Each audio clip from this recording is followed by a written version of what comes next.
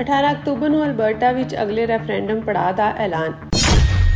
ਅੰਬਾਲਾ ਮਾਮਲੇ ਤੇ ਸਿੱਖ ਆਗੂਆਂ ਦਾ ਵੱਡਾ ਐਲਾਨ। 25 ਅਗਸਤ ਨੂੰ ਹੋਵੇਗਾ ਵਿਸ਼ਾਲ ਇਕੱਠ। ਬੰਦੀ ਸਿੰਘਾਂ ਦੀ ਰਿਹਾਈ ਤੇ ਹਵਾਰਾ ਦੀ ਪੈਰੋਲ ਦੀ ਮੰਗ। ਪੁਲਿਸ ਕਾਰਵਾਈ ਤੋਂ ਬਾਅਦ 21 ਅਗਸਤ ਨੂੰ ਪੰਜਾਬ ਬੰਦ ਦਾ ਐਲਾਨ।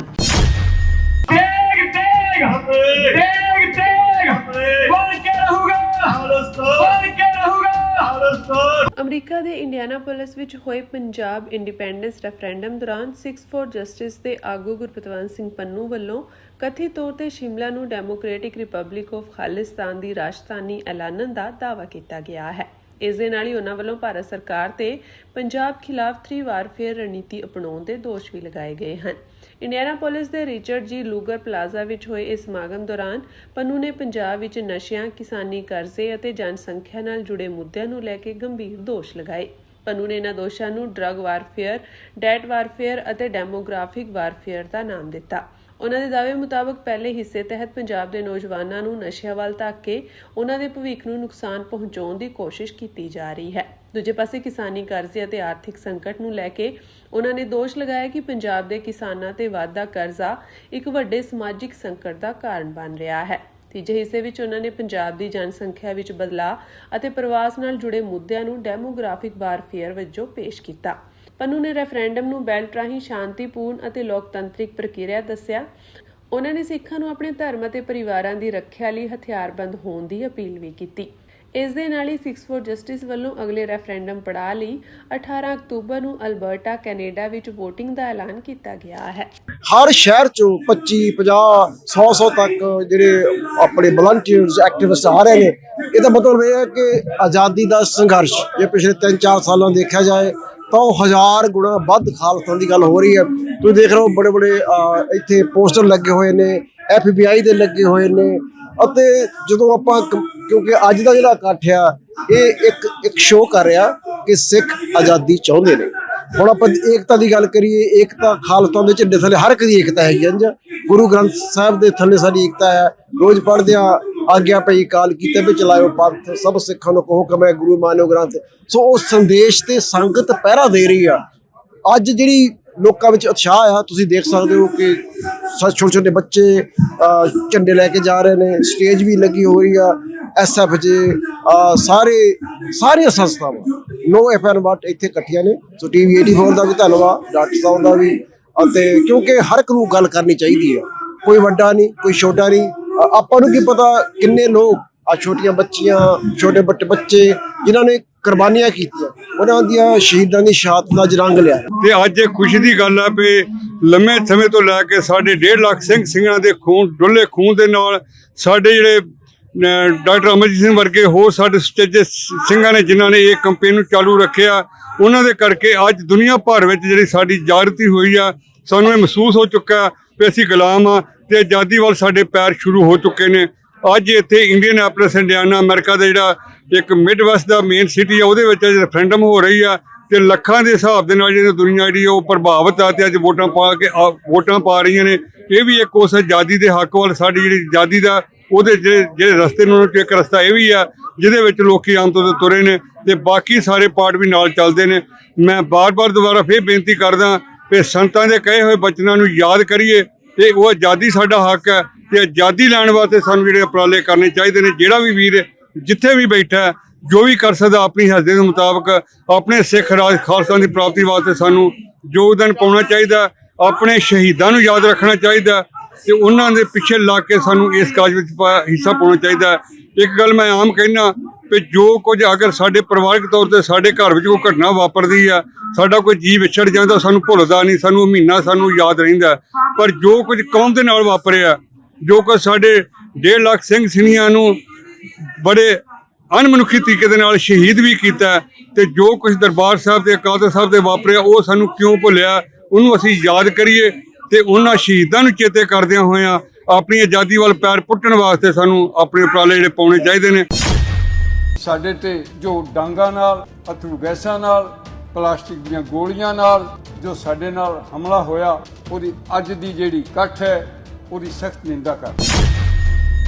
ਹਾਲੀਆ ਪੁਲਿਸ ਕਾਰਵਾਈ ਅਤੇ ਸਰਕਾਰ ਦੇ ਜਵਾਬ ਤੋਂ ਨਾਰਾਜ਼ ਸਿੱਖ ਭਾਈਚਾਰੇ ਦੇ ਆਗੂਆਂ ਨੇ 25 ਅਗਸਤ ਨੂੰ ਅੰਬਾਲਾ ਵਿੱਚ ਇੱਕ ਵਿਸ਼ਾਲ ਇਕੱਠ ਕਰਨ ਅਤੇ ਰਣਨੀਤੀ ਉਲੀਕਣ ਲਈ 21 ਮੈਂਬਰੀ ਕਮੇਟੀ ਦਾ ਗਠਨ ਕੀਤਾ ਹੈ। ਹਰਿਆਣਾ ਸਿੱਖ ਗੁਰਦੁਆਰਾ ਪ੍ਰਬੰਧਕ ਕਮੇਟੀ ਦੇ ਪ੍ਰਧਾਨ ਜਗਦੀਸ਼ ਸਿੰਘ ਝਿੰਡਾ, ਸ਼੍ਰੋਮਣੀ ਅਕਾਲੀ ਦਲ ਹਰਿਆਣਾ ਦੇ ਪ੍ਰਧਾਨ ਹਰਕੇਸ਼ ਮੋਰੀ ਅਤੇ ਸਿੱਖ ਭਾਈਚਾਰੇ ਦੇ ਕਈ ਹੋਰ ਆਗੂਆਂ ਨੇ ਚੱਲ ਰਹੇ ਮੁੱਦੇ ਤੇ ਚਰਚਾ ਕਰਨ ਲਈ ਅੱਜ ਅੰਬਾਲਾ ਵਿੱਚ ਇੱਕ ਮੀਟਿੰਗ ਕੀਤੀ। ਸਿੱਖ ਭਾਈਚਾਰੇ ਦੇ ਆਗੂਆਂ ਅਤੇ ਮੈਂਬਰਾਂ ਨੂੰ ਉਦੋਂ 13 ਅਗਸਤ ਨੂੰ ਪੁਲਿਸ ਕਾਰਵਾਈ ਦਾ ਸਾਹਮਣਾ ਕਰਨਾ ਪਿਆ ਸੀ, ਜਦੋਂ ਉਹਨਾਂ ਨੇ ਗੁਰਸਿਮਰਨ ਸਿੰਘ ਮੰਡ ਅਤੇ ਉਸ ਦੇ ਪੁੱਤਰ ਵਿਰੁੱਧ ਕਾਰਵਾਈ ਦੀ ਮੰਗ ਕਰਦਿਆਂ ਅੰਬਾਲਾ ਛਾਉਣੀ ਵਿੱਚ ਕੌਮੀ ਹਾਈਵੇ ਜਾਮ ਕੀਤਾ ਸੀ। HSD-MC ਦੇ ਪ੍ਰਧਾਨ ਨੇ ਕਿਹਾ ਕਿ ਹਰਿਆਣਾ ਕਮੇਟੀ, ਕਿਸਾਨ ਯੂਨੀਅਨਾਂ, ਸਿੱਖ ਭਾਈਚਾਰੇ ਦੀਆਂ ਵੱਖ-ਵੱਖ ਸੰਸਥਾਵਾਂ ਦੇ ਮੈਂਬਰਾਂ ਅਤੇ ਰਾਜਨੀਤਿਕ ਪਾਰਟੀਆਂ ਨਾਲ ਜੁੜੇ ਲੋਕਾਂ ਨੂੰ 21 ਮੈਂਬਰੀ ਕਮੇਟੀ ਵਿੱਚ ਸ਼ਾਮਿਲ ਕੀਤਾ ਗਿਆ ਹੈ।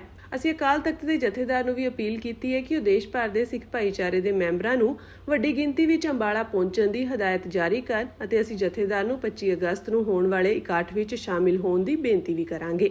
ਮੈਂ ਸਿੱਖ ਭਾਈਚਾਰੇ ਦੇ ਆਗੂਆਂ ਤੇ ਮੈਂਬਰਾਂ ਨੂੰ ਅੰਬਾਲਾ ਪਹੁੰਚਣ ਦਾ ਸੱਦਾ ਦੇਣ ਲਈ ਮੰਗਲਵਾਰ ਤੋਂ ਸੂਬਾ ਪੱਧਰੀ ਮੁਹਿੰਮ ਸ਼ੁਰੂ ਕਰਾਂਗਾ। ਝਿੰਡਾ ਨੇ ਆਪਣੀ ਗ੍ਰਿਫਤਾਰੀ ਦੇਣ ਦੀ ਪੇਸ਼ਕਸ਼ ਵੀ ਕੀਤੀ ਹੈ, ਕਿਉਂਕਿ ਦਰਜ ਕੀਤੇ ਗਏ ਕੇਸਾਂ ਵਿੱਚ ਹੋਰ ਵਿਅਕਤੀਆਂ ਦੇ ਨਾਲ ਉਹਨਾਂ ਦਾ ਨਾਮ ਵੀ ਸ਼ਾਮਿਲ ਹੈ। ਸਰਬਸੰਮਤੀ ਦੇ ਨਾਲ ਇਹ ਫੈਸਲਾ ਕੀਤਾ ਗਿਆ ਕਿ 25 ਅਗਸਤ ਨੂੰ ਅਨਾਜ ਮੰਡੀ ਪਿਪਲੀ 10 ਵਜੇ ਸਾਰੇ ਸਿੱਖ ਕੌਮ ਨੂੰ ਬੇਨਤੀ ਕੀਤੀ ਜਾਂਦੀ ਹੈ, ਭਾਵੇਂ ਉਹ ਪੰਜਾਬ ਦੇ ਨੇ, ਹਰਿਆਣਾ ਤੇ ਆਵੇਗਾ, ਭਾਵੇਂ ਉੱਤਰਾਖੰਡ ਦੇ ਨੇ, ਭਾਵੇਂ ਉੱਤਰ ਪ੍ਰਦੇਸ਼ ਦੇ ਨੇ, ਭਾਵੇਂ ਮੱਧ ਪ੍ਰਦੇਸ਼ ਦੇ, ਸਾਰੀ ਸਿੱਖ ਕੌਮ ਨੂੰ ਪੰਥਕ ਤੌਰ ਤੇ ਇਹ ਮੈਸੇਜ ਦਿੱਤਾ ਜਾਂਦਾ ਹੈ ਕਿ 25 ਤਰੀਕ ਨੂੰ ਪਿਪਲੀ ਵਿਖੇ ਸਾਰੀ ਕੌਮ ਇਕੱਤਰਿਤ ਹੋਵੇ, ਕਿਉਂਕਿ ਜੋ ਸਾਡੇ ਤੇ ਪ੍ਰਸ਼ਾਸਨ ਵੱਲੋਂ ਸਰਕਾਰ ਦੇ ਇਸ਼ਾਰੇ ਤੇ ਲਾਠੀਚਾਰਜ ਹੋਇਆ, ਸ਼ਾਂਤੀਪੂਰਵਕ ਸਾਡਾ ਧਰਨਾ ਚੱਲ ਰਿਹਾ ਸੀ, ਜਿਸ ਤਰ੍ਹਾਂ ਸਾਡੇ ਤੇ ਬੱਬਰਤਾਪੂਰਨ, ਮੈਂ ਸਮਝਦਾ ਕਿ ਅੰਗਰੇਜ਼ਾਂ ਨਾਲੋਂ ਵੀ ਵੱਧ ਸਾਡੇ ਤੇ ਜੋ ਡਾਂਗਾਂ ਨਾਲ, ਅਥਰੂ ਗੈਸਾਂ ਨਾਲ, ਪਲਾਸਟਿਕ ਦੀਆਂ ਗੋਲੀਆਂ ਨਾਲ ਜੋ ਸਾਡੇ ਨਾਲ ਹਮਲਾ ਹੋਇਆ, ਉਹਦੀ ਅੱਜ ਦੀ ਜਿਹੜੀ ਇਕੱਠ ਹੈ ਉਹਦੀ ਸਖਤ ਨਿੰਦਾ ਕਰਦੀ ਹੈ ਅਤੇ ਉਸ ਵਾਸਤੇ 25 ਤਰੀਕ ਨੂੰ ਸਰਬਸੰਮਤੀ ਨਾਲ ਫੈਸਲਾ ਲਿਆ ਗਿਆ ਕਿ ਜਿਹੜੇ ਸਾਡੇ ਪਹਿਲੇ ਬੱਚਿਆਂ ਤੇ ਪਰਚੇ ਹੋਏ ਨੇ, 8 ਤਰੀਕ ਦੇ ਪਰਚੇ, ਉਹ ਵੀ ਸਾਰੇ ਕੈਂਸਲ ਕੀਤੇ ਜਾਣ। ਜਿਹੜੇ ਕੱਲ ਪਰਚਾ 2 ਤੇ ਹੋਇਆ ਹੈ, ਮੰਡ ਤੇ ਉਹਦੇ ਬੇਟੇ ਤੇ, ਉਹਨਾਂ ਦੋਵਾਂ ਨੂੰ ਗ੍ਰਿਫਤਾਰ ਕੀਤਾ ਜਾਏ ਤੇ ਤੀਜੀ ਜੋ ਅੱਜ ਸਾਡੇ ਤੇ ਪਰਚਾ ਹੋਇਆ ਹੈ ਕੱਲ ਦੇ ਘਟਨਾਕ੍ਰਮ ਨੂੰ ਲੈ ਕੇ, ਉਹਨੂੰ ਵੀ ਕੈਂਸਲ ਕੀਤਾ ਜਾਏ। ਇਹ ਸਾਡੀਆਂ 3 ਮੰਗਾਂ ਨੇ ਤੇ ਉਹ ਤਿੰਨਾਂ ਮੰਗਾਂ ਵਾਸਤੇ ਅਸੀਂ ਸਾਰੀ ਦੁਨੀਆ ਭਰ ਦੇ ਸਿੱਖ ਨੂੰ ਅਪੀਲ ਕਰਦੇ ਹਾਂ ਕਿ ਆਓ ਭਰਾਵੋ, ਬਹੁਤ ਜ਼ੁਲਮ ਹੋ ਗਿਆ ਪੰਥ ਦੇ ਉੱਤੇ ਤੇ ਕੱਲ ਦੀ ਘਟਨਾ ਜਿਹੜੀ ਸਾਰੀ ਦੁਨੀਆ ਨੇ ਵੇਖੀ ਹੈ, ਜਿਸ ਤਰ੍ਹਾਂ ਬੱਬਰਤਾਪੂਰਨ ਹਮਲਾ ਕੀਤਾ ਗਿਆ, ਇਸ ਕਰਕੇ ਉਹਦੇ ਵਿਰੋਧ ਵਿੱਚ ਆਪਣੀਆਂ ਮੰਗਾਂ ਮਨਵਾਉਣ ਵਾਸਤੇ 25 ਤਰੀਕ ਨੂੰ ਪਿਪਲੀ ਅਨਾਜ ਮੰਡੀ ਇਕੱਤਰਿਤ ਹੋ ਕਿ ਗੰਦੇ ਪਾਣੀ ਦੀਆਂ ਬੁਛਾੜਾਂ ਕੀਤੀਆਂ ਜਾ ਰਹੀਆਂ ਨੇ ਔਰ ਖਾਸ ਤੌਰ ਤੇ ਅਥਰੂ ਗੈਸ ਦੇ ਗੋਲੇ ਦਾਗੇ ਜਾ ਰਹੇ ਆ। ਬੰਦੀ ਸਿੰਘਾਂ ਦੀ ਰਿਹਾਈ ਅਤੇ ਜਗਤਾਰ ਸਿੰਘ ਹਵਾਰਾ ਨੂੰ ਪੈਰੋਲ ਦੇਣ ਦੀ ਮੰਗ ਨੂੰ ਲੈ ਕੇ ਬੀਤੇ ਦਿਨ ਪੰਜਾਬ ਦੇ ਰਾਜਪਾਲ ਦੀ ਰਿਹਾਇਸ਼ ਦਾ ਘਿਰਾਓ ਕਰਨ ਲਈ ਜਾਂਦੇ ਕੌਮੀ ਇਨਸਾਫ ਮੋਰਚੇ ਦੇ ਪ੍ਰਦਰਸ਼ਨਕਾਰੀਆਂ ਨੂੰ ਚੰਡੀਗੜ੍ਹ ਪੁਲਿਸ ਨੇ ਚੰਡੀਗੜ੍ਹ ਮੁਹਾਲੀ ਹੱਦ ਤੇ ਰੋਕ ਦਿੱਤਾ ਅਤੇ ਪਾਣੀ ਦੀਆਂ ਬੁਛਾੜਾਂ ਤੇ ਅਥਰੂ ਗੈਸ ਦੇ ਗੋਲਿਆਂ ਦੀ ਵਰਤੋਂ ਕੀਤੀ। ਇਸ ਦੌਰਾਨ ਕਈ ਜਣੇ ਜ਼ਖਮੀ ਹੋ ਗਏ ਅਤੇ ਕਈਆਂ ਨੂੰ ਪੁਲਿਸ ਨੇ ਹਿਰਾਸਤ ਵਿੱਚ ਲੈ ਲਿਆ। ਪੁਲਿਸ ਦੀਆਂ ਇਨ੍ਹਾਂ ਕਾਰਵਾਈਆਂ ਤੋਂ ਨਾਰਾਜ਼ ਕੌਮੀ ਇਨਸਾਫ ਮੋਰਚੇ ਨੇ 21 ਅਗਸਤ ਨੂੰ ਪੰਜਾਬ ਬੰਦ ਦਾ ਐਲਾਨ ਕੀਤਾ ਹੈ। ਚੰਡੀਗੜ੍ਹ ਪੁਲਿਸ ਨੇ ਪ੍ਰਦਰਸ਼ਨਕਾਰੀਆਂ ਵਿਰੁੱਧ ਸ਼ਹਿਰ ਦੇ ਵੱਖ-ਵੱਖ ਥਾਣਿਆਂ ਵਿੱਚ ਕੇਸ ਦਰਜ ਕੀਤੇ ਹਨ। ਜਾਣਕਾਰੀ ਅਨੁਸਾਰ ਇਹ ਪਰਚੇ ਅਕਾਲੀ ਦਲ ਅੰਮ੍ਰਿਤਸਰ ਦੇ ਪ੍ਰਧਾਨ ਸਰਦਾਰ ਸਿਮਰਨਜੀਤ ਸਿੰਘ ਮਾਨ, ਇਮਾਨ ਸਿੰਘ ਮਾਨ, ਗੁਰਚਰਨ ਸਿੰਘ ਸਣੇ ਹੋਰਨਾਂ ਕਈ ਆਗੂਆਂ ਦੇ ਵਿਰੁੱਧ ਦਰਜ ਹੋਏ ਹਨ। ਬੀਤੇ ਦਿਨ ਕੌਮੀ ਇਨਸਾਫ ਮੋਰਚੇ ਦੇ ਸੱਦੇ ਤਹਿਤ ਸੰਗਤਾਂ ਨੇ ਮੁਹਾਲੀ ਵਿੱਚ ਇਕੱਠੇ ਹੋ ਕੇ ਰਾਜਪਾਲ ਦੀ ਰਿਹਾਇਸ਼ ਵੱਲ ਕੂਚ ਕੀਤਾ। ਸਿੱਖ ਆਗੂਆਂ ਨੇ ਅੱਗੇ ਵਧਣ ਦੀ ਕੋਸ਼ਿਸ਼ ਕੀਤੀ ਤਾਂ ਪੁਲਿਸ ਅਤੇ ਸਿੱਖ ਆਗੂਆਂ ਵਿਚਕਾਰ ਕਾਫੀ ਖਿੱਚਤੂ ਹੋਈ। ਪੁਲਿਸ ਨੇ ਉਹਨਾਂ ਨੂੰ ਰੋਕਣ ਲਈ ਪਾਣੀ ਦੀਆਂ ਬੁਛਾੜਾਂ ਮਾਰੀਆਂ ਅਤੇ ਅਥਰੂ ਗੈਸ ਦੇ ਗੋਲੇ ਦਾਗੇ ਗਏ। ਪੁਲਿਸ ਦੀ ਕਾਰਵਾਈਆਂ ਦੇ ਬਾਵਜੂਦ ਜਦੋਂ ਉਹ ਡਟੇ ਰਹੇ ਤਾਂ ਪੁਲਿਸ ਨੇ ਡਰੋਨ ਦੀ ਮਦਦ ਨਾਲ 400 ਤੋਂ 500 ਮੀਟਰ ਪਿਛਲੇ ਪਾਸੇ ਅਥਰੂ ਗੈਸ ਦੇ ਗੋਲੇ ਸੁੱਟ ਕੇ ਉਹਨਾਂ ਨੂੰ ਖਦੇੜਨ ਦੀ ਕੋਸ਼ਿਸ਼ ਕੀਤੀ। ਇਸ ਦੌਰਾਨ ਕਈ ਜਣੇ ਜ਼ਖਮੀ ਹੋ ਗਏ। ਪੁਲਿਸ ਨੇ ਕੌਮੀ ਇਨਸਾਫ ਮੋਰਚੇ ਦੇ ਪੱਕੇ ਮੋਰਚੇ ਵਾਲੀ ਥਾਂ ਤੇ ਵੀ ਅਥਰੂ ਗੈਸ ਦੇ ਗੋਲੇ ਸੁੱਟੇ, ਜਿਸ ਕਾਰਨ ਉੱਥੇ ਪਏ ਮੈਟ ਅਤੇ ਗੱਦੇ ਵੀ ਸੜ ਗਏ। ਮੋਰਚੇ ਦੇ ਆਗੂਆਂ ਨੇ ਮੰਗ ਕੀਤੀ ਹੈ ਕਿ ਜਗਤਾਰ ਸਿੰਘ ਹਵਾਰਾ ਨੂੰ ਆਪਣੀ ਬਿਮਾਰ ਮਾਂ ਨਾਲ ਮਿਲਣ ਲਈ 28 ਦਿਨ ਦੀ ਪੈਰੋਲ ਦਿੱਤੀ ਜਾਵੇ, ਉਹਨਾਂ ਨੂੰ ਪੰਜਾਬ ਦੀ ਜੇਲ੍ਹ ਵਿੱਚ ਤਬਦੀਲ ਕੀਤਾ ਜਾਵੇ ਅਤੇ ਬਾਕੀ ਦੇ ਬੰਦੀ ਸਿੰਘਾਂ ਨੂੰ ਪੱਕੀ ਪੈਰੋਲ ਦਿੱਤੀ ਜਾਵੇ। ਇਸ ਤੋਂ ਇੱਕ ਦਿਨ ਪਹਿਲਾਂ 14 ਅਗਸਤ ਦੀ ਰਾਤ ਨੂੰ ਭਾਈ ਜਗਤਾਰ ਸਿੰਘ ਹਵਾਰਾ ਦੀ ਜੇਲ੍ਹ ਵਿੱਚੋਂ ਵੀਡੀਓ ਵਾਇਰਲ ਹੋਈ ਸੀ, ਜਿਸ ਵਿੱਚ ਹਵਾਰਾ ਨੇ ਪ੍ਰਦਰਸ਼ਨ ਵਿੱਚ ਹਿੱਸਾ ਲੈਣ ਵਾਲਿਆਂ ਨੂੰ ਅਪੀਲ ਕੀਤੀ ਸੀ ਕਿ ਉਹ ਇਹ ਯਕੀਨੀ ਬਣਾਉਣ ਕਿ ਕੋਈ ਵੀ ਅਣਸੁਖਾਵੀਂ ਘਟਨਾ ਨਾ ਵਾਪਰੇ। ਸ਼੍ਰੋਮਣੀ ਅਕਾਲੀ ਦਲ ਅੰਮ੍ਰਿਤਸਰ ਦੇ ਪ੍ਰਧਾਨ ਸਰਦਾਰ ਸਿਮਰਨਜੀਤ ਸਿੰਘ ਮਾਨ ਮਰੀਜ਼ ਬਣ ਕੇ ਸਾਥੀਆਂ ਸਣੇ ਰਾਜ ਭਵਨ ਨੇੜੇ ਪਹੁੰਚੇ ਸਨ ਤਾਂ ਪੁਲਿਸ ਨੇ ਉਹਨਾਂ ਨੂੰ ਤੁਰੰਤ ਹਿਰਾਸਤ ਵਿੱਚ ਲੈ ਲਿਆ ਸੀ। ਉਹਨਾਂ ਨੂੰ ਸੈਕਟਰ 3 ਦੇ ਥਾਣੇ ਅਤੇ ਬਾਅਦ ਵਿੱਚ ਸੈਕਟਰ 11 ਦੇ ਥਾਣੇ ਅਤੇ ਉਸ ਤੋਂ ਬਾਅਦ ਸਾਰੰਗਪੁਰ ਵਿੱਚ ਲਿਜਾਇਆ ਗਿਆ। ਦੂਜੇ ਪਾਸੇ ਪਾਰਟੀ ਦੇ ਬੁਲਾਰੇ ਗੋਪਾਲ ਸਿੰਘ ਸਿੱਧੂ ਨੇ ਚੰਡੀਗੜ੍ਹ ਪੁਲਿਸ ਦੀ ਇਸ ਕਾਰਵਾਈ ਦੀ ਨਿਖੇਧੀ ਕੀਤੀ ਹੈ। ਇਹਨਾਂ ਨੂੰ ਕਾਹਦਾ ਡਰ ਆ? ਪਹਿਲਾਂ ਵੀ ਤਾਂ ਸਿੰਘ ਆਏ ਨੇ ਬਾਹਰ, ਔਰ ਇਹ ਜੇ ਇੱਥੋਂ ਤੱਕ ਕਿਹਾ, ਬਾਬਾ ਜੀ ਨੇ ਵੀ ਕਿਹਾ, ਅਸੀਂ ਸਾਰੇ ਉਹਨਾਂ ਦੀ ਜਗ੍ਹਾ ਅੰਦਰ ਬਹਿਣ ਨੂੰ ਤਿਆਰ ਹਾਂ ਕਿ ਜੇ ਕੋਈ ਗਵਰਨਮੈਂਟ ਨੂੰ ਉਹਨਾਂ ਤੋਂ ਖਤਰਾ ਹੈਗਾ ਤੇ। ਪਰ ਜਾਣ ਬੁੱਝ ਕੇ ਗਵਰਨਮੈਂਟ ਸਾਨੂੰ ਦਬਾਉਣਾ ਚਾਹੁੰਦੀ ਹੈ, ਸਰਕਾਰ ਸਾਨੂੰ ਦਬਾ ਕੇ ਰੱਖਣਾ ਚਾਹੁੰਦੀ ਆ। ਸਾਡੇ ਸਿੱਖਾਂ ਵਾਸਤੇ ਕੋਈ ਅਧਿਕਾਰ ਨਹੀਂ। ਇੱਥੇ ਤਾਂ ਜੱਜ ਵੀ ਸ਼ਾਇਦ ਜਦੋਂ ਫਾਈਲ ਖੋਲ੍ਹਦੇ ਪਤਾ ਨਹੀਂ ਉਹਨਾਂ ਨੂੰ ਇਹ ਹਦਾਇਤ ਕੀਤੀ ਜਾਂਦੀ ਆ ਕਿ ਕੋਈ ਵੀ ਕਾਨੂੰਨ UAPA ਜਾਂ ਟਾਡਾ ਜਾਂ ਕੋਈ ਵੀ ਕਾਨੂੰਨ ਲਾਗੂ ਕਰਨਾ ਸਿੱਖਾਂ ਤੇ ਮੁਸਲਮਾਨਾਂ ਤੇ ਕਰਨਾ, ਹੋਰ ਕਿਸੇ ਤੇ ਨਹੀਂ ਕਰਨਾ। ਜਿੱਦਾਂ ਭਾਈ ਅੰਮ੍ਰਿਤਪਾਲ ਸਿੰਘ ਹੋਰਾਂ ਦੇ NSA ਲਾਤੀ ਆ, ਉਹਨਾਂ ਤੋਂ ਬਾਅਦ ਦੇ ਵਿੱਚ ਥੋੜ੍ਹੇ ਚਿਰ ਬਾਅਦ ਹੀ ਮੋਨੂ ਮਾਨੀਸਰ ਤੇ ਬਿੱਟੂ ਬਜਰੰਗੀ ਨੇ ਨੂੰਹ ਥਾਣੇ ਦੇ ਵਿੱਚ ਜਾ ਕੇ ਤੋੜ-ਫੋੜ ਕੀਤੀ, ਅੱਗ ਲਾਈ ਤੇ ਲੋਕਾਂ ਨੂੰ ਵੱਢਿਆ ਟੁੱਕਿਆ ਵੀ। ਉਹਨਾਂ ਦੇ NSA ਕਿਉਂ ਨਹੀਂ ਲੱਗੀ? ਇਹ ਜਾਣ ਬੁੱਝ ਕੇ ਜਿੰਨੇ ਵੀ ਕਾਨੂੰਨ ਆ ਇਹ ਸਾਨੂੰ ਪ੍ਰਤਾੜਿਤ ਕੀਤਾ ਜਾਂਦਾ, ਸਾਡੇ ਤੇ ਹੀ ਵਰਤੇ ਜਾਂਦੇ ਆ ਤੇ ਸਾਨੂੰ ਜਾਣ ਬੁੱਝ ਕੇ ਤੰਗ ਕੀਤਾ ਜਾਂਦਾ ਸਿੱਖਾਂ ਨੂੰ, ਹੋਰ ਕੋਈ ਗੱਲ ਨਹੀਂ। ਪੈਰੋਲ ਦੇਣ ਦੇ ਵਿੱਚ ਕੁਝ ਨਹੀਂ ਹੋ ਸਕਦਾ, ਪਰ ਜਾਣ ਬੁੱਝ ਕੇ ਪਬਲਿਕ ਨੂੰ ਡਰਾਉਂਦੇ ਆ। ਚੰਡੀਗੜ੍ਹ ਵਿੱਚ ਜਨਮੇ 28 ਸਾਲਾ ਫਲਾਈਟ ਲੈਫਟੀਨੈਂਟ ਅਰਸ਼ਦੀਪ ਸਿੰਘ ਡਾਂਗ ਨੇ ਬ੍ਰਿਟਿਸ਼ ਰਾਇਲ 에ਅਰ ਫੋਰਸ ਵਿੱਚ ਇੱਕ ਨਵਾਂ ਮੀਲ ਪੱਥਰ ਸਥਾਪਿਤ ਕੀਤਾ ਹੈ। ਉਹ ਦੂਜੇ ਵਿਸ਼ਵ ਯੁੱਧ ਤੋਂ ਬਾਅਦ RAF ਵਿੱਚ ਲੜਾਕੂ ਪਾਇਲਟ ਵਜੋਂ ਯੋਗਤਾ ਹਾਸਲ ਕਰਨ ਵਾਲੇ ਪਹਿਲੇ ਸਿੱਖ ਅਧਿਕਾਰੀ ਬਣੇ ਹਨ। ਰਾਇਲ 에ਅਰ ਫੋਰਸ ਅਨੁਸਾਰ ਦੂਜੀ ਆਲਮੀ ਜੰਗ ਤੋਂ ਬਾਅਦ ਇਹ ਪਹਿਲਾ ਮੌਕਾ ਹੈ ਜਦੋਂ ਕਿਸੇ ਸਿੱਖ ਅਧਿਕਾਰੀ ਨੇ ਲੜਾਕੂ ਸਕੁਐਡਰਨ ਤੋਂ ਵਿੰਗਾਂ ਲਈ ਯੋਗਤਾ ਪ੍ਰਾਪਤ ਕੀਤੀ ਹੈ। ਉਹਨਾਂ ਨੇ ਉੱਤਰੀ ਵੇਲਸ ਸਥਿਤ RAF ਵੈਲੀ ਵਿਖੇ ਕਰਵਾਏ ਫਾਸਟ ਜੈਟ ਪਾਇਲਟ ਗ੍ਰੈਜੂਏਸ਼ਨ ਸਮਾਰੋਹ ਦੌਰਾਨ ਆਪਣੀ ਸਿਖਲਾਈ ਸਫਲਤਾਪੂਰਵਕ ਪੂਰੀ ਕੀਤੀ। ਅਰਸ਼ਦੀਪ ਸਿੰਘ 1998 ਵਿੱਚ ਮਹਿਜ਼ 6 ਸਾਲ ਦੀ ਉਮਰ ਵਿੱਚ ਆਪਣੇ ਪਰਿਵਾਰ ਨਾਲ ਚੰਡੀਗੜ੍ਹ ਤੋਂ UK ਚਲੇ ਗਏ ਸਨ। ਉਹਨਾਂ ਨੇ ਬ੍ਰਿਟਿਸ਼ ਯੂਨੀਵਰਸਿਟੀ ਤੋਂ ਮੈਥਮੈਟਿਕਸ ਅਤੇ ਫਿਲਾਸਫੀ ਵਿੱਚ ਡਿਗਰੀ ਹਾਸਲ ਕੀਤੀ। ਇਸ ਤੋਂ ਬਾਅਦ ਫਰਵਰੀ 2022 ਵਿੱਚ ਅਫਸਰ ਸਿਖਲਾਈ ਅਤੇ 2023 ਵਿੱਚ ਸ਼ੁਰੂਆਤੀ ਉਡਾਨ ਸਿਖਲਾਈ ਪੂਰੀ ਕੀਤੀ। ਸਾਲ 2024 ਵਿੱਚ ਤੇਜ਼ ਜੈਟ ਸਟ੍ਰੀਮ ਲਈ ਚੁਣੇ ਜਾਣ ਤੋਂ ਬਾਅਦ ਉਹਨਾਂ ਨੇ ਅਮਰੀਕਾ ਦੇ ਟੈਕਸਾਸ ਵਿੱਚ ਵੀ ਵਿਸ਼ੇਸ਼ ਸਿਖਲਾਈ ਲਈ ਅਤੇ ਜੁਲਾਈ 2026 ਵਿੱਚ ਆਪਣਾ ਵਿੰਗ ਟੈਸਟ ਪਾਸ ਕੀਤਾ। ਆਪਣੀ ਇਸ ਇਤਿਹਾਸਕ ਪ੍ਰਾਪਤੀ ਤੇ ਮਾਣ ਜ਼ਾਹਰ ਕਰਦਿਆਂ ਅਰਸ਼ਦੀਪ ਸਿੰਘ ਨੇ ਦੱਸਿਆ ਕਿ ਉਹਨਾਂ ਦੇ ਦਾਦਾ ਸਰਦਾਰ ਸੰਤੋਖ ਸਿੰਘ ਡਾਂਗ ਦਾ ਸੁਪਨਾ ਸੀ ਕਿ ਪਰਿਵਾਰ ਵਿੱਚੋਂ ਕੋਈ ਪਾਇਲਟ ਬਣੇ। ਉਹਨਾਂ ਆਪਣੀ ਇਸ ਪ੍ਰਾਪਤੀ ਦਾ ਸਿਹਰਾ ਆਪਣੇ ਪਰਿਵਾਰ ਦੇ ਸਹਿਯੋਗ ਅਤੇ ਸਿੱਖ ਪਾਲਣ ਪੋਸ਼ਣ ਨੂੰ ਦਿੰਦਿਆਂ ਕਿਹਾ ਕਿ ਉਹ ਕੌਮਾਂਤਰੀ ਪੱਧਰ ਤੇ ਆਪਣੇ ਭਾਈਚਾਰੇ ਦੀ ਨੁਮਾਇੰਦਗੀ ਕਰਨ ਤੇ ਮਾਣ ਮਹਿਸੂਸ ਕਰਦੇ ਹਨ ਅਤੇ ਉਹ ਚਾਹੁੰਦੇ ਹਨ ਕਿ ਭਵਿੱਖ ਵਿੱਚ ਹੋਰ ਵੀ ਨੌਜਵਾਨ ਇਸ ਖੇਤਰ ਵਿੱਚ ਅੱਗੇ ਆਉਣ। ਅਸੀਂ ਇਹ ਸਾਰੇ ਵਿਵਾਦ ਵਾਸਤੇ CM ਸਾਹਿਬ ਨਾਲ ਸਾਰੀ ਗੱਲਬਾਤ ਕੀਤੀ ਹੈ ਔਰ ਪੋਜ਼ਿਟਿਵ ਗੱਲਬਾਤ ਹੋਈ। ਆਉਣ ਵਾਲੇ ਦਿਨਾਂ ਦੇ ਵਿੱਚ ਵਧੀਆ ਤਰੀਕੇ ਨਾਲ ਵਿਵਾਦ ਹੱਲ ਹੋਵੇਗਾ। ਅੰਬਾਲਾ ਵਿੱਚ ਪੁਲਿਸ ਅਤੇ ਸਿੱਖ ਭਾਈਚਾਰੇ ਦੇ ਮੈਂਬਰਾਂ ਵਿਚਕਾਰ ਹੋਏ ਟਕਰਾਅ ਤੋਂ ਕੁਝ ਦਿਨ ਬਾਅਦ ਹਰਿਆਣਾ ਸਿੱਖ ਗੁਰਦੁਆਰਾ ਪ੍ਰਬੰਧਕ ਕਮੇਟੀ ਦੇ ਇੱਕ ਵਫਦ ਨੇ ਹਰਿਆਣਾ ਦੇ ਮੁੱਖ ਮੰਤਰੀ ਨਾਇਬ ਸਿੰਘ ਸੈਣੀ ਨਾਲ ਮੁਲਾਕਾਤ ਕਰਕੇ ਆਪਣੀਆਂ ਮੰਗਾਂ ਅਤੇ ਮਸਲੇ ਦੱਸੇ। ਇਹ ਮਾਮਲਾ ਗੁਰਦੁਆਰਾ ਪੰਜੋਖੜਾ ਸਾਹਿਬ ਵਿੱਚ ਗੁਰਸਿਮਰਨ ਮੰਡ ਵੱਲੋਂ ਕਾਰ ਦੀ ਫੇਟ ਮਾਰਨ ਤੇ ਗੁਰਸਿਮਰਨ ਦੀ ਕੁੱਟਮਾਰ ਨਾਲ ਸੰਬੰਧਿਤ ਹੈ। ਜਾਣਕਾਰੀ ਅਨੁਸਾਰ ਹਰਿਆਣਾ ਕਮੇਟੀ ਦੀ ਕਾਰਜਕਾਰਨੀ ਦਾ 5 ਮੈਂਬਰੀ ਵਫਦ ਚੰਡੀਗੜ੍ਹ ਵਿੱਚ ਮੁੱਖ ਮੰਤਰੀ ਨੂੰ ਮਿਲਿਆ। ਸੀਨੀਅਰ ਮੀਤ ਪ੍ਰਧਾਨ ਗੁਰਮੀਤ ਸਿੰਘ ਨੇ ਦੱਸਿਆ ਕਿ ਮੁੱਖ ਮੰਤਰੀ ਨਾਲ ਮੀਟਿੰਗ ਬਹੁਤ ਸਕਾਰਾਤਮਕ ਮਾਹੌਲ ਵਿੱਚ ਹੋਈ ਹੈ। ਉਹਨਾਂ ਕਿਹਾ ਕਿ ਉਹਨਾਂ ਅੰਬਾਲਾ ਵਿੱਚ ਵਾਪਰੀਆਂ ਘਟਨਾਵਾਂ ਤੇ ਆਪਣਾ ਰੋਸ ਪ੍ਰਗਟ ਕਰਦਿਆਂ ਮੰਡ ਖਿਲਾਫ ਕਾਰਵਾਈ ਕਰਨ, ਸਿੱਖ ਭਾਈਚਾਰੇ ਦੇ ਮੈਂਬਰਾਂ ਵਿਰੁੱਧ ਦਰਜ FIR ਰੱਦ ਕਰਨ ਅਤੇ ਗ੍ਰਿਫਤਾਰ ਕੀਤੇ ਗਏ ਨੌਜਵਾਨਾਂ ਨੂੰ ਰਿਹਾ ਕਰਨ ਦੀ ਮੰਗ ਕੀਤੀ ਹੈ। ਮੁੱਖ ਮੰਤਰੀ ਨੇ ਭਰੋਸਾ ਦਿੱਤਾ ਹੈ ਕਿ ਮਸਲੇ ਨੂੰ ਹੱਲ ਕਰਨ ਲਈ ਹਰ ਸੰਭਵ ਯਤਨ ਕੀਤਾ ਜਾਵੇਗਾ। ਉਹਨਾਂ ਇਹ ਵੀ ਕਿਹਾ ਕਿ ਭਾਵੇਂ 25 ਅਗਸਤ ਨੂੰ ਇਕੱਠ ਦਾ ਸੱਦਾ ਦਿੱਤਾ ਗਿਆ ਪਰ ਕਮੇਟੀ ਪ੍ਰਸ਼ਾਸਨ ਅਤੇ ਸਰਕਾਰ ਨਾਲ ਗੱਲਬਾਤ ਕਰ ਰਹੀ ਹੈ ਤਾਂ ਜੋ ਮਾਮਲਾ ਸ਼ਾਂਤੀਪੂਰਵਕ ਢੰਗ ਨਾਲ ਹੱਲ ਹੋ ਸਕੇ। ਇਸ ਦੌਰਾਨ ਹਰਿਆਣਾ ਕਮੇਟੀ ਦੇ ਪ੍ਰਧਾਨ ਜਗਦੀਸ਼ ਸਿੰਘ ਝਿੰਡਾ ਨੇ ਕਿਹਾ ਕਿ ਕਮੇਟੀ ਦੇ ਕੁਝ ਮੈਂਬਰਾਂ ਨੇ ਆਪਣੇ ਪੱਧਰ ਤੇ ਮੁੱਖ ਮੰਤਰੀ ਨਾਲ ਮੁਲਾਕਾਤ ਕੀਤੀ ਹੈ ਅਤੇ ਉਹਨਾਂ ਨੂੰ ਇਸ ਮੀਟਿੰਗ ਬਾਰੇ ਕੋਈ ਸੁਨੇਹਾ ਨਹੀਂ ਸੀ। ਉਹਨਾਂ ਕਿਹਾ ਕਿ ਇੰਜ ਜਾਪਦਾ ਕਿ ਕੁਝ ਲੋਕ ਹਰਿਆਣਾ ਕਮੇਟੀ ਨੂੰ 2 ਧੜਿਆਂ ਵਿੱਚ ਵੰਡਣਾ ਚਾਹੁੰਦੇ ਹਨ। ਅਸੀਂ ਪਹਿਲਾਂ ਹੀ 25 ਅਗਸਤ ਨੂੰ ਇਕੱਠ ਕਰਨ ਦਾ ਸੱਦਾ ਦਿੱਤਾ ਹੋਇਆ ਅਤੇ ਜੇਕਰ ਮੰਗਾਂ ਨਾ ਮੰਗੀਆਂ ਗਈਆਂ ਤਾਂ ਅੱਗੇ ਦਾ ਫੈਸਲਾ ਸਿੱਖ ਸੰਗਤ ਵੱਲੋਂ ਲਿਆ ਜਾਵੇਗਾ। ਅਸੀਂ ਇਹ ਸਾਰੇ ਵਿਵਾਦ ਵਾਸਤੇ ਸੀਐਮ ਸਾਹਿਬ ਨਾਲ ਸਾਰੀ ਗੱਲਬਾਤ ਕੀਤੀ ਹੈ ਔਰ ਪੋਜ਼ਿਟਿਵ ਗੱਲਬਾਤ ਹੋਈ। ਆਉਣ ਵਾਲੇ ਦਿਨਾਂ ਦੇ ਵਿੱਚ ਵਧੀਆ ਤਰੀਕੇ ਨਾਲ ਵਿਵਾਦ ਹੱਲ ਹੋਵੇਗਾ।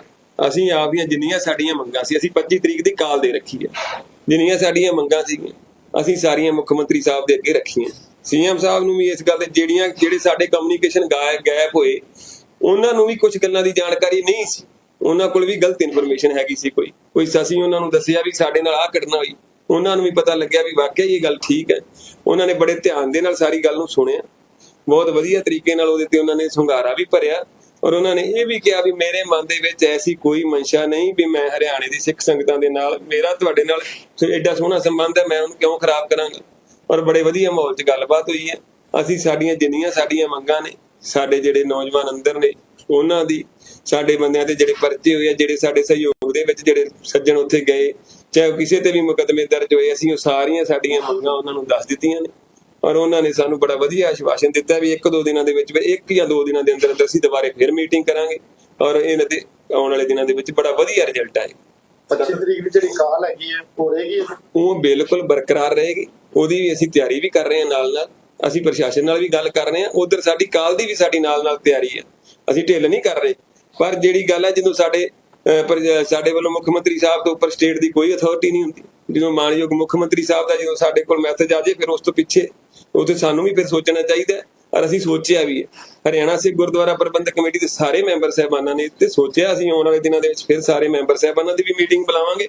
ਫਿਰ ਜਿਵੇਂ ਮਾਮਲਾ ਅੱਗੇ ਵਧੇਗਾ ਇਹਨੂੰ ਅੱਗੇ ਵਧਾਵਾਂਗੇ ਔਰ ਬਹੁਤ ਜਲਦੀ ਤੋਂ ਜਲਦੀ ਕੋਸ਼ਿਸ਼ ਕਰਕੇ ਇਹਨੂੰ ਨਿਪਟਾਰਾ ਕਰਾਂਗੇ। ਅਕਾਲੀ ਦਲ ਵਾਰਿਸ ਪੰਜਾਬ ਦੇ ਬਸੀ ਪਠਾਣਾ ਤੋਂ ਉਮੀਦਵਾਰ ਭਾਈ ਸਤਵੰਤ ਸਿੰਘ ਗੁਰਦੁਆਰਾ ਸ਼੍ਰੀ ਫਤਿਹਗੜ੍ਹ ਸਾਹਿਬ ਵਿਖੇ ਸਾਥੀਆਂ ਸਮੇਤ ਨਤਮਸਤਕ ਹੋਏ।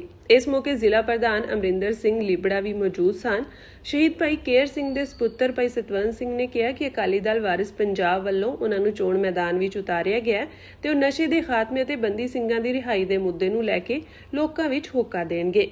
ਫਰੀਦਕੋਟ ਤੋਂ ਸੰਸਦ ਸਰਬਜੀਤ ਸਿੰਘ ਖਾਲਸਾ ਤੇ ਜ਼ਿਲ੍ਹਾ ਪ੍ਰਧਾਨ ਲਖਬੀਰ ਸਿੰਘ ਕੋਟਲਾ ਨੇ ਕਿਹਾ ਕਿ ਭਾਈ ਕੇਰ ਸਿੰਘ ਦੀ ਕੁਰਬਾਨੀ ਨੂੰ ਦੇਖਦੇ ਹੋਏ ਵਾਰਿਸ ਪੰਜਾਬ ਵੱਲੋਂ ਭਾਈ ਸਤਵੰਤ ਸਿੰਘ ਨੂੰ ਚੋਣ ਮੈਦਾਨ ਵਿੱਚ ਉਤਾਰਿਆ ਗਿਆ ਹੈ। ਬੀਬੀ ਅੰਮ੍ਰਿਤਪਾਲ ਕੌਰ ਮਲੋਆ ਵੱਲੋਂ ਬਸੀ ਪਠਾਣਾ ਦੇ ਚੋਣ ਮੈਦਾਨ ਵਿੱਚ ਉਤਰਨ ਦੇ ਸਵਾਲ ਦੇ ਜਵਾਬ ਵਿੱਚ ਉਹਨਾਂ ਨੇ ਕਿਹਾ ਕਿ ਭਾਈ ਸਤਵੰਤ ਸਿੰਘ ਨੂੰ ਪਹਿਲਾਂ ਚੋਣ ਮੈਦਾਨ ਵਿੱਚ ਉਤਾਰਿਆ ਗਿਆ ਸੀ ਤੇ ਉਹਨਾਂ ਨੂੰ ਵੀ ਮਨਾਉਣ ਦੀ ਕੋਸ਼ਿਸ਼ ਕੀਤੀ ਜਾਵੇਗੀ।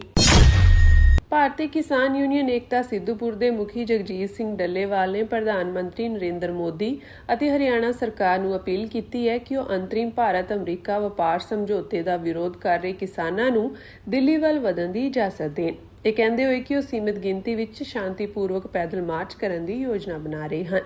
ਵਿਰੋਧ ਵਿੱਚ ਦਿੱਲੀ ਵੱਲ ਮਾਰਚ ਕਰ ਰਹੇ ਕਿਸਾਨਾਂ ਦੇ ਇੱਕ ਸਮੂਹ ਨੇ ਸੜਕ ਤੇ ਆਪਣਾ ਪੱਕਾ ਮੋਰਚਾ ਲਾ ਦਿੱਤਾ ਹੈ ਤੇ ਪੰਜਾਬ ਤੇ ਹਰਿਆਣਾ ਵਿਚਕਾਰ ਖਨੌਰੀ ਸਰਹੱਦ ਤੇ ਰਾਤ ਬਿਤਾਈ ਹੈ। ਕਿਸਾਨ ਆਗੂ ਜਗਜੀਤ ਸਿੰਘ ਡੱਲੇਵਾਲ ਹਰਿਆਣਾ ਸਰਕਾਰ ਵੱਲੋਂ ਰੋਕੇ ਜਾਣ ਤੋਂ ਬਾਅਦ ਹੁਣ ਸੰਯੁਕਤ ਕਿਸਾਨ ਮੋਰਚਾ ਪੰਜਾਬ ਨੇ ਇੱਕ ਅਹਿਮ ਬੈਠਕ 23 ਅਗਸਤ ਨੂੰ 11 ਵਜੇ ਕਿਸਾਨ ਭਵਨ ਚੰਡੀਗੜ੍ਹ ਵਿਖੇ ਸੱਦੀ ਹੈ। ਉਹਨਾਂ ਦੱਸਿਆ ਕਿ ਮੀਟਿੰਗ ਵਿੱਚ ਸਤੰਬਰ ਮਹੀਨੇ ਦੇ ਵਿੱਚ ਚੰਡੀਗੜ੍ਹ ਵਿਖੇ ਲੱਗਣ ਵਾਲੇ ਮੋਰਚੇ ਨੂੰ ਲੈ ਕੇ ਰਣਨੀਤੀ ਬਣਾਈ ਜਾਵੇਗੀ। ਉਹਨਾਂ ਕਿਹਾ ਕਿ 1 ਸਤੰਬਰ ਤੋਂ ਚੰਡੀਗੜ੍ਹ ਦੇ ਵਿੱਚ ਆਪਣੀਆਂ ਮੰਗਾਂ ਨੂੰ ਲੈ ਕੇ ਸੰਯੁਕਤ ਕਿਸਾਨ ਮੋਰਚਾ ਪੰਜਾਬ ਵੱਲੋਂ ਮੋਰਚਾ ਲਗਾਇਆ ਜਾਵੇਗਾ। ਆਗੂ ਨੇ ਦੱਸਿਆ ਕਿ ਖਨੌਰੀ ਦੇ ਵਿੱਚ ਜਿੱਥੇ ਕਿਸਾਨਾਂ ਵੱਲੋਂ ਟੈਂਟ ਲਗਾਏ ਜਾ ਰਹੇ ਹਨ ਉਸ ਜਗ੍ਹਾ ਤੇ ਪੁਲਿਸ ਦੇ ਡੀਐਸਪੀ ਰੈਂਕ ਦੇ ਅਧਿਕਾਰੀ ਪਹੁੰਚੇ ਹਨ ਅਤੇ ਕਿਸਾਨ ਆਗੂਆਂ ਨਾਲ ਮੀਟਿੰਗ ਜਾਰੀ ਹੈ। ਡੱਲੇਵਾਲ ਨੇ ਦੱਸਿਆ ਕਿ ਕਿਸਾਨ ਪੈਦਲ ਅੱਗੇ ਵਧਣ ਲਈ ਰਵਾਨਾ ਹੋਏ ਸਨ ਪਰ ਉਹਨਾਂ ਨੂੰ ਅੱਗੇ ਜਾਣ ਤੋਂ ਰੋਕ ਦਿੱਤਾ ਗਿਆ। ਇਸ ਕਾਰਨ ਉਹ ਖਨੌਰੀ ਵਿਖੇ ਹੀ ਫਸੇ ਹੋਏ ਹਨ। ਉਹਨਾਂ ਕਿਹਾ ਕਿ ਸਾਡਾ ਹਰਿਆਣਾ ਸਰਕਾਰ ਨਾਲ ਕੋਈ ਟਕਰਾਅ ਨਹੀਂ ਹੈ। ਉਹਨਾਂ ਕਿਹਾ ਕਿ ਮੈਂ ਹਰਿਆਣਾ ਸਰਕਾਰ ਅਤੇ ਭਾਰਤ ਦੇ ਪ੍ਰਧਾਨ ਮੰਤਰੀ ਨੂੰ ਅਪੀਲ ਕਰਦਾ ਹਾਂ ਕਿ ਸਾਨੂੰ ਸ਼ਾਂਤੀਪੂਰਨ ਢੰਗ ਨਾਲ ਅੱਗੇ ਵਧਣ ਦਿੱਤਾ ਜਾਵੇ। ਕਿਸਾਨ ਆਗੂ ਨੇ ਕਿਹਾ ਕਿ ਕਿਸਾਨਾਂ ਦੀਆਂ ਮੁੱਖ ਮੰਗਾਂ ਵਿੱਚ ਫਸਲਾਂ ਲਈ ਘੱਟੋ-ਘੱਟ ਸਮਰਥਨ ਮੁੱਲ ਦੀ ਕਾਨੂੰਨੀ ਗਾਰੰਟੀ, ਕਿਸਾਨਾਂ ਦੇ ਕਰਜ਼ਿਆਂ ਦੀ ਮੁਆਫੀ ਅਤੇ ਸਵਾਮੀਨਾਥਨ ਕਮਿਸ਼ਨ ਦੀ ਰਿਪੋਰਟ ਲਾਗੂ ਕਰਨਾ ਸ਼ਾਮਿਲ ਹੈ। ਉਹਨਾਂ ਕਿਹਾ ਕਿ ਵਪਾਰ ਸਮਝੌਤਾ ਵੀ ਇੱਕ ਬਹੁਤ ਮਹੱਤਵਪੂਰਨ ਮੁੱਦਾ ਹੈ। ਕਿਸਾਨਾਂ ਲਈ ਐਮਐਸਪੀ ਦੀ ਕਾਨੂੰਨੀ ਗਾਰੰਟੀ ਦੇਣ ਵਾਲਾ ਕਾਨੂੰਨ ਬਣਾਉਣਾ ਬੇहद ਜ਼ਰੂਰੀ ਹੈ। ਇਸ ਤੋਂ ਇਲਾਵਾ ਕਿਸਾਨਾਂ ਦੇ ਕਰਜ਼ੇ ਮੁਆਫ ਕਰਨਾ ਅਤੇ ਸਵਾਮੀਨਾਥਨ ਕਮਿਸ਼ਨ ਦੀਆਂ ਸਿਫਾਰਸ਼ਾਂ ਲਾਗੂ ਕਰਨਾ ਵੀ ਮੁੱਖ ਮੰਗਾਂ ਹਨ। ਦੇਖੋ ਪ੍ਰਸ਼ਾਸਨ ਦੇ ਨਾਲ ਮੀਟਿੰਗ ਹੋਈ ਹੈ। ਦੁਬਾਰਾ ਹਜੇ ਪ੍ਰਸ਼ਾਸਨ ਵੱਲੋਂ ਸਾਡੇ ਨਾਲ ਕੋਈ ਸੰਪਰਕ ਨਹੀਂ ਕੀਤਾ ਗਿਆ। ਉਸ ਵੇਲੇ ਮੀਟਿੰਗ ਦੇ ਵਿੱਚ ਸਾਡੇ ਕੋਲੇ ਜਿਹੜੇ ਅਧਿਕਾਰੀ ਆਏ ਸੀਗੇ ਉਹ ਅਧਿਕਾਰੀ ਸਾਡੇ ਨਾਲ ਇੰਨੀ ਕੁ ਗੱਲ ਕਰਕੇ ਗਏ ਆ ਕਿ ਜੀ ਸਾਨੂੰ ਆਪਦੀਆਂ ਡਿਮਾਂਡਸ ਦੱਸੋ, ਤੇ ਤੁਹਾਡਾ ਰੂਟ ਕੀ ਹੈ, ਤੁਸੀਂ ਜਾਣਾ ਕਿਵੇਂ ਆ, ਕੀ ਕਰਨਾ ਚਾਹੁੰਦੇ ਅੱਗੇ, ਤੁਹਾਡੀ ਕੀ ਗਿਣਤੀ ਰਹੇਗੀ, ਉਹ ਸਾਰੀਆਂ ਗੱਲਾਂ ਉਹਨਾਂ ਨੇ ਸਾਤੋਂ ਪੁੱਛੀਆਂ ਨੇ। ਉਹਨਾਂ ਦਾ ਵਿਚਾਰ ਸੀਗਾ ਕਿ ਅਸੀਂ ਆਪਦੇ ਸੀਨੀਅਰ ਅਧਿਕਾਰੀ ਜਿਹੜੇ ਸਾਡੇ ਐਸਐਸਪੀ ਮੈਡਮ ਹੈ ਉਹ ਅੱਗੇ ਜਾ ਕੇ ਮਤਲਬ ਇਸ ਗੱਲ ਨੂੰ ਕਮਿਊਨੀਕੇਟ ਕਰਨਗੇ, ਅੱਗੇ ਜਾ ਕੇ ਵਿਚਾਰ ਚਰਚਾ ਉਹਨਾਂ ਨਾਲ ਕਰਕੇ ਸੀਨੀਅਰ ਅਧਿਕਾਰੀਆਂ ਨਾਲ, ਤੇ ਤੁਹਾਨੂੰ ਉਹਦੇ ਚੋਂ ਕੀ ਨਿਕਲ ਕੇ ਆਉਂਦਾ ਮੋੜ ਕੇ ਅਸੀਂ ਵਾਪਸ। ਨਹੀਂ ਦੇਖੋ, ਉਧਰੋਂ ਹਜੇ ਤੱਕ ਕੁਝ ਨਹੀਂ ਹੈ, ਉਧਰੋਂ ਬਸ ਇੱਕ ਤਰ੍ਹਾਂ ਨਾਲ ਗੋਂਗਲੂਆਂ ਤੋਂ ਮਿੱਟੀ ਝੜ ਰਹੀ ਹੈ ਚਾਰ ਚੁਫੇਰੇ ਹਜੇ ਤਾਂ, ਲੇਕਿਨ ਲੱਗ ਜਾਏਗਾ ਪਤਾ, ਰਿਜ਼ਲਟ ਆ ਜਾਏਗਾ। ਜਦੋਂ ਰਿਜ਼ਲਟ ਆਏਗਾ ਤੁਹਾਡੇ ਸਾਰਿਆਂ ਦੇ ਸਾਹਮਣੇ। ਹਰਿਆਣਾ ਦੇ ਮੁੱਖ ਮੰਤਰੀ ਨੇ ਮੀਟਿੰਗ ਦਾ ਸੱਦਾ ਆਇਆ ਸੀ, ਉਹ ਕਿਉਂ ਠੁਕਰਾਇਆ ਗਿਆ? ਦੇਖੋ, ਮੈਂ ਬੇਨਤੀ ਫੇਰ ਕਰਾਂ ਕਿ ਹਰਿਆਣੇ ਦੇ ਮੁੱਖ ਮੰਤਰੀ ਨਾਲ ਕੋਈ ਸਾਡੀ ਦੁਸ਼ਮਣੀ ਨਹੀਂ ਹੈ, ਪਰ ਸਮਝਣਾ ਪੈਣਾ ਹੈ ਕਿ ਹਰਿਆਣੇ ਦਾ ਮੁੱਖ ਮੰਤਰੀ ਟ੍ਰੇਡ ਡੀਲ ਨੂੰ ਕਵਰ ਕਰਨ, ਇਹਨੂੰ ਬੰਦ ਕਰਾਉਣ ਦੇ ਲਈ ਕੈਪੇਬਲ ਹੈ? ਕੀ ਹਰਿਆਣੇ ਦਾ ਮੁੱਖ ਮੰਤਰੀ ਐਮਐਸਪੀ ਗਰੰਟੀ ਕਾਨੂੰਨ ਬਣਾ ਸਕਦਾ ਹੈ?